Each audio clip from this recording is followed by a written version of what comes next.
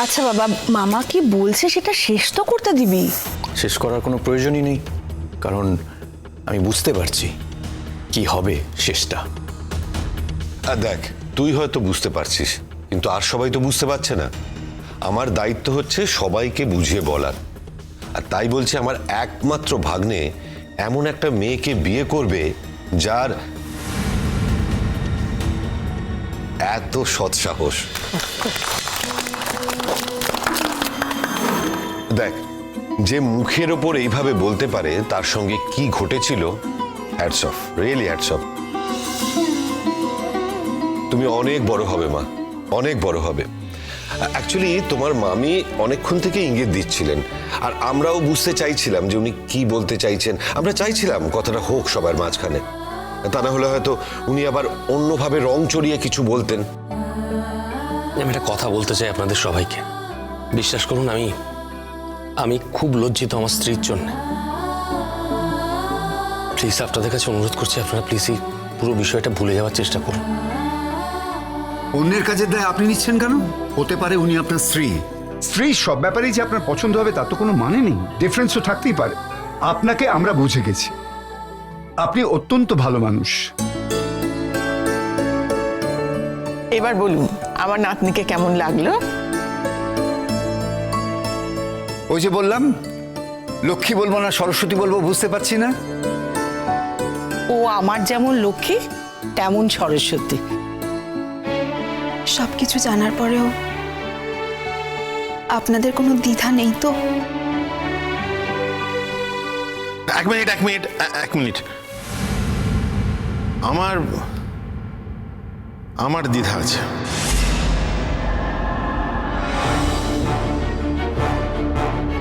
আমি তো আগেই বলে দিলাম, যাদের এই নিয়ে কোনো সমস্যা হবে তারা এই বিয়ের ব্যাপারে জড়িও না। আমরা আমাদের সিদ্ধান্ত নিয়ে নিয়েছি। না মা, বলতে দাও। বলো জানবো, কি বলতে চাও বলো, মন খুলে বলো। বলো, কি দ্বিধা তোমার? থাক, মনে দ্বিধা আছে এই যথেষ্ট, আবার খুলে বলার কি আছে? এই দেখো, মানে এতদিন জানতাম যে জম জামাই ভাগনা কেউ নয় আপনা।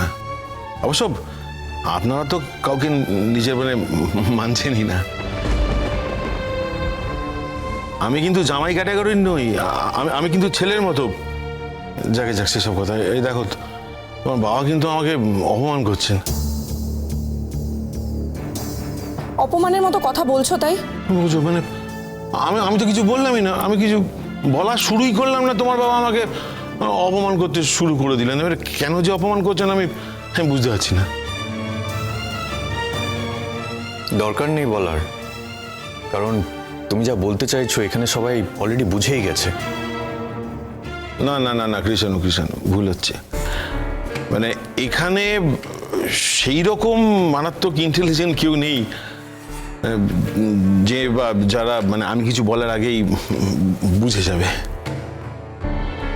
মানে আমার দ্বিধা আছে এটাই যে মিঠি নিজেকে অপরাধী বলে মনে করছে কিনা। কারণ মিঠি যদি নিজেকে অপরাধী বলে মনে করে তাহলে কিন্তু আই এম সরি, মানে এই বিয়েতে আমি পার্টিসিপেট করতে পারছি না।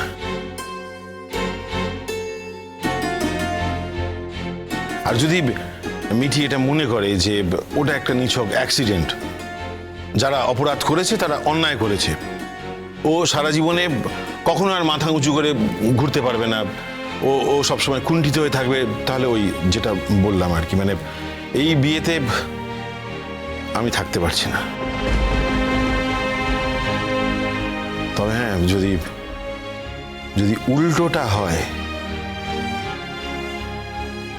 উল্টোটা হয় তবে কিন্তু আমি এই বিয়েতে আছি।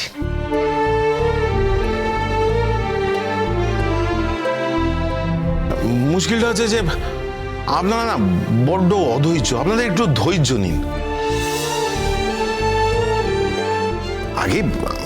আগে একটু ধৈর্য ধরে শুনুন না, মানে আগেই ফস করে মানুষ সম্বন্ধে জাজমেন্ট করে বসেন। আরে আগে শুনতে দিন, আগে বলতে দিন, তারপর তো। এই যে ম্যাডাম, আপনাকে বলছি, মানে সম্পর্কে তো আমরা তো স্বামী স্ত্রী, তো তুমি আমাকে চিনতে পারলে না? আমি অবাক হচ্ছি, মানে কিরকম সংসার করছি আমরা। আশ্চর্য। চিনেছি বলেই জানতাম গো, কিন্তু যেভাবে তুমি দ্বিধা কথাটা বললে। শুনুন, মুশকিল হচ্ছে কি বলুন তো, জামাইদের না এই পৃথিবীতে কেউ বিশ্বাস করে না। এই যে আমি জামাই, আমাকেও এই বাড়িতে কেউ বিশ্বাস করে না। আপনি আমার দলে চলে আসুন, ওদের সাথে মিশবেন না। তোমাকে একটা কথা বলি, বলছি দেখো, আমরা তো তোমাকে দেখতে এসেছি, তুমিও আমাদের সবাইকে দেখছো। সবাই আশা করে বসে আছে, এটা জানতে চাইছে যে মেয়েকে কেমন লাগলো, but at the same time এটাও তো জানা উচিত যে মেয়ের আমাদের কেমন লাগলো। This is also very important, তাই না?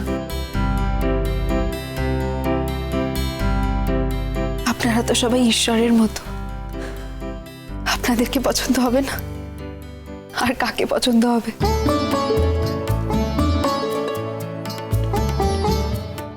আমি তো ভাবতেই পারছি না আমার এমন একটা শ্বশুরবাড়ি হবে। শুধু একটাই অনুরোধ, চিরকাল সত্যি কথাই বলো।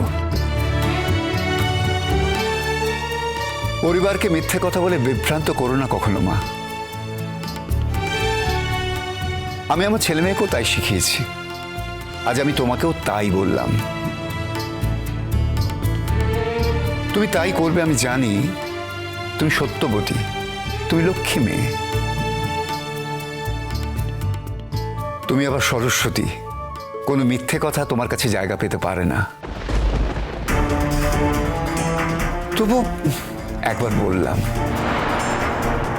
আমি যে বিরাট একটা মিথ্যে বই নিয়ে চলেছি, তার কি হবে? এর মধ্যেই আবার বমি বমি লাগছে। ভগবান, এইটুকু সময় আমাকে পার করে দাও। বাড়ির সবার আপত্তিতে তো আমি কথাটা বলতেও পারবো না, আর যদি বলিও সবার আগে আমাকে কৃষাণুকে জানাতে হবে। সেটাও বোধহয় আমি পেরে উঠবো না। কি হলো, তোমার মুখটা এরকম শুকনো দেখাচ্ছে কেন? খাওয়া দাওয়া নিশ্চয়ই ঠিক মতো করছো না। কৃষাণু বলছিল তো তোমার শরীর টরীর নাকি খারাপ।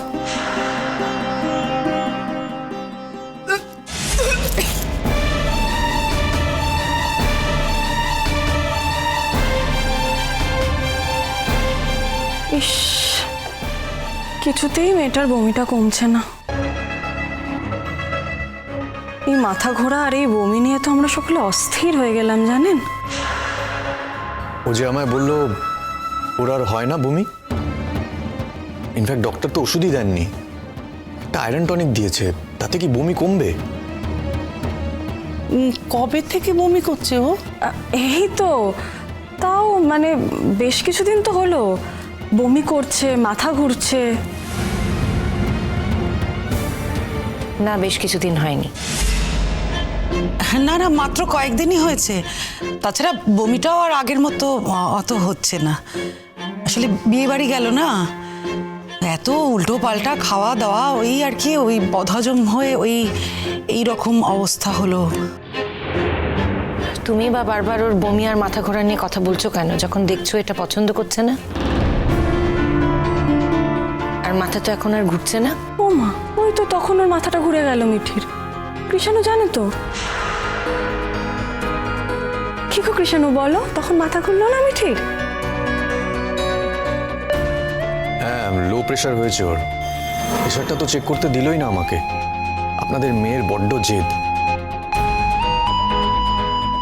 না, আসলে আমরা সবাই মিলে সমানে অসুখ অসুখ বলে যাচ্ছি তো, ও একটু বিরক্ত হচ্ছে।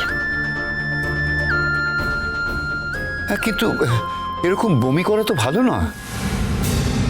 আচ্ছা, ইনডাইজেশন হলে তুই কি করছিলিস? তুই বউকে চিকিৎসা করাচ্ছিলিস না কেন? চিরসখা হে